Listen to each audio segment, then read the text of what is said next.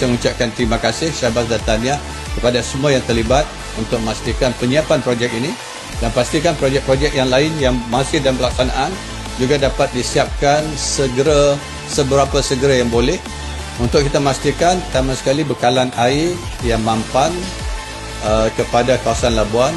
Rakyat tak akan lagi berhadapan dengan masalah air yang tidak konsisten.